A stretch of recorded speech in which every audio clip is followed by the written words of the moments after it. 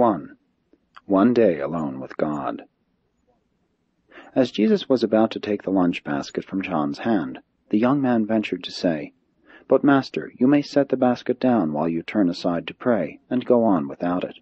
Besides, if I should go along to carry the lunch, you would be more free to worship, and I will surely be silent.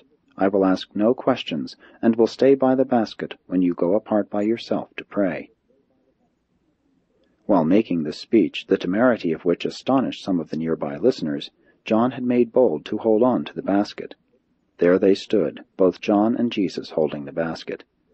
Presently the Master let go, and, looking down on the lad, said, "Since with all your heart you crave to go with me, it shall not be denied you. We will go off by ourselves and have a good visit. You may ask me any question that arises in your heart, and we will comfort and console each other. You may start out carrying the lunch, and when you grow weary, I will help you. Follow on with me." Jesus did not return to the camp that evening until after sunset. The Master spent this last day of quiet on earth visiting with this truth-hungry youth and talking with his paradise Father. This event has become known on high as the day which a young man spent with God in the hills.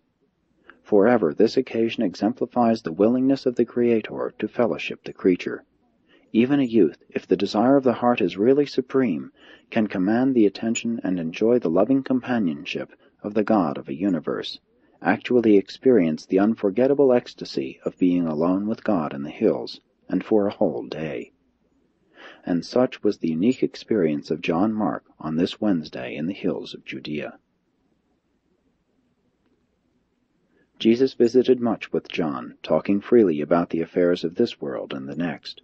John told Jesus how much he regretted that he had not been old enough to be one of the apostles, and expressed his great appreciation that he had been permitted to follow on with them since their first preaching at the Jordan ford near Jericho, except for the trip to Phoenicia.